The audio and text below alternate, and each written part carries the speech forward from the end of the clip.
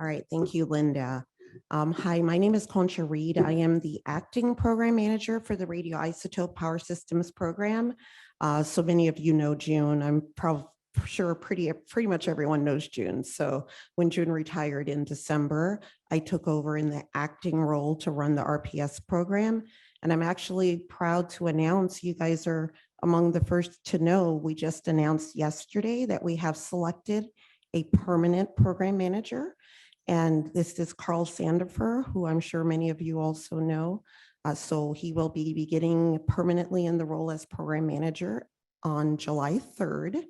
And I will step back down to my permanent position as deputy of the RPS program. So nice to meet everyone and hope we do great things together. Okay.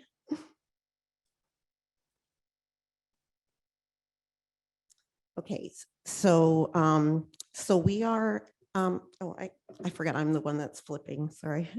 I'll get it together. Okay, so the RPS program, we are committed to mission success. And in order to do that, we focus on trying to increase the affordability of these missions, to make systems and fuels available, to ensure that we can meet the PSD needs and the needs of the missions.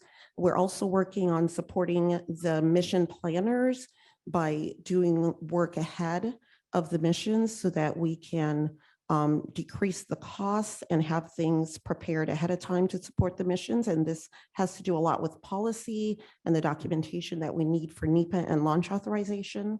We're also investing in technology development for the next generation of RPS systems. And we have a diverse stakeholder engagement program where we're doing outreach as well as working with the communities to talk about nuclear power systems and how they enable our missions in space. We just finished celebrating our 60th year this June, 60 years of RPS systems in space. So we're really proud of that as well. All right, so again, a little bit more about our commitment to mission success. We have, over the past year, we have worked to get contracts in place for our next gen and our DRPS systems. We are working with our constant rate production with DOE to ensure that we continue to have fuel available as well as have these systems being worked on so we can put them on the shelf to be ready for missions. We're also working on our policies, as I mentioned. We have programmatic environmental assessments as well as mission-specific assessments that we're working on. And then we're also working on our documented safety analyses for the missions. And we are working on future launch vehicles as well, looking at the LOX LNG fueled vehicles, propellants, to ensure that we can do the testing that's necessary to ensure that we can have the safe and NEPA and launch authorization proven launches on those new systems. As far as availability, we're continuing to provide information for our users. We're modeling and doing simulations. And then we're also looking at the capacity that's necessary to meet the future needs, both from information that's being provided at PSD and looking ahead toward future, such as things that are in the decadal, to ensure that we are positioned to react when we get direction from PSD. And we're also sustaining the capabilities at the providers that are building these RTG systems and working with Aerojet, Rocketdyne, and TESI to develop new systems such as the dynamic radioisotope power systems. And we're also investing in new technology. We are looking at Mod 2, looking ahead to improving capability for perhaps the next decade and beyond. Okay, A little bit about our stewardship. As you know, we have a very strong partnership with DOE. Our constant rate production program is quite healthy. We are sized to meet the current PSD needs, and we reassess this annually, and we do look ahead about 10 years. And so we have a sliding window, so we know when we need to boost funding or provide surge capability so that we can meet some of the future fueling needs. So we have annually, we are increasing our plutonium production till we get to our final goal of 1.5 kilograms of heat source per year. And we are currently producing about 8 fuel clads per year, or I should say 8 fuel clads last year, but we are at the point now where we are producing 10 to 15 fuel clads per year. And then we're also investing in the infrastructure at some of the national labs so that we can ensure that they are maintained and they are in good working order to continue to meet our needs. And then finally, we have provided a lot of support for our missions. March 2020, we did provide the MMRTG for Perseverance, and we were $14 million under budget. We provided this early, and we did get about 6 watts more power from the system than planned, and we did this all during the pandemic. So we have continued to work and be available to the missions. And for Dragonfly, we are currently supporting the build of the MMRTG for Dragonfly, and we are doing the NEPA and launch authorization necessary to fly Dragonfly. Okay. All right, just a reminder of some of our technology investments. Oh, sorry. Oh, I didn't have it on this slide. This was the last slide. I have to remember to advance. Please, Linda, let me know if I forget to advance, please. Okay, all righty.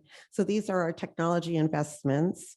As you know, on the left-hand side, these are our current systems. We have our lightweight ruse as well as our MMRTG systems. And then the future systems that are under development are the DRPS as well as our next-gen RTG.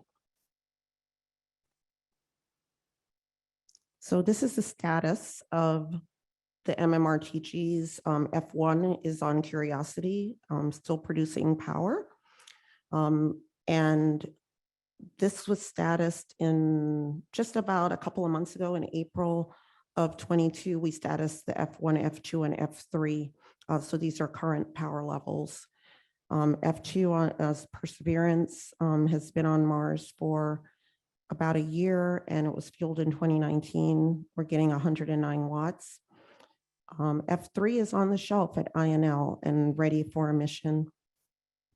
And then F4 is the Dragonfly, and that's currently under contract and being developed. All right, and a little bit about the lightweight ruse. Some of the work that we've done recently has to do with the NEPA and launch authorization. So we have completed a programmatic environmental assessment. This will save missions money, this being done ahead of time. And so if certain parameters are met, missions will be able to just pick these up and use these without having to do another environmental assessment or an environmental impact assessment. And then we are also working on a documented safety analysis that will be completed later this year.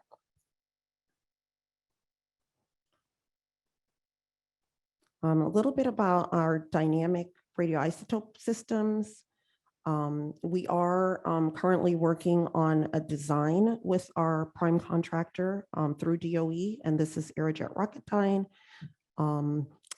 Later this year, we do have a programmatic funding recommendation to proceed to the next step to go into a protoflight development of DRPS. If this if this phase of the contract is awarded, we'll start building this protoflight unit and be in position to have a demonstration unit on the moon if we're picked up by about the 2030 timeframe. So DRPS would provide about 3 times greater efficiencies than the current RTGs. So this would save fuel, and having a demonstration unit on the moon would be ideal for us to be able to demonstrate this system to be able to support outer planetary missions.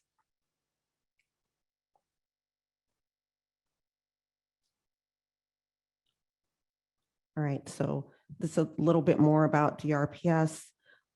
We have already proven some converter designs, Sterling converter designs for DRPS that could support a 14-year mission. These have been operational in a lab at Glenn Research Center for over 15 years now. We are focusing on reliability and more robustness in the system. And as I mentioned, we should be able to target a protoflight demonstration, a protoflight unit for demonstration on the moon at about the 2030, 2032 timeframe if we get the recommended budget through this budget cycle. And then our next gen RTG, we're focusing on reestablishing the capability to have a GPHS RTG for deep space. We are currently making progress on both Mod 0 and Mod 1. Mod 0 is under refurbishment at INL, and Mod 1 is under production at Aerojet Rocketdyne. So we are using heritage design to reduce risk and be able to deliver units sooner for missions to be able to use.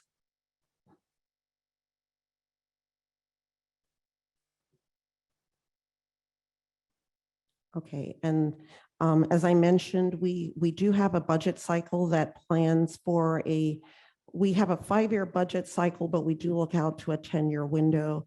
And so these are a couple of the missions that were on our radar, for instance, when we did our PPBE planning for this year. Dragonfly, this system is currently under development. And then we're looking at a New Frontiers 5 flagship mission potentially. And that would be targeting the 2030 timeframe with our current next gen Mod 1 development. Okay, and this is, you're all familiar with this, but this is a snapshot of some of the decadal recommendations. And these are, oh, sorry. So these are the missions that would be enabled by RPS. We just wanted to show this to you. And then next chart is just want to emphasize that we do have our current constant rate production. We are focused on ensuring that we can be flexible enough to meet the needs of the Planetary Science Directorate, Planetary Science Division. We are working on our fuel clad production. We have our lightweight ruse available. And then we also have heat source production that is available. We're maintaining the essential infrastructure through our investments. And we also have capacity in the system to increase the production as needed. We have 1 MMRTG currently on the shelf and available for missions. We're continuing production. And then we have stood up our contracts for both our GPHS RTG next gens and our DRPS. And so we are positioned to support the missions. And this is all I have today, and I'll look forward to the question and answers.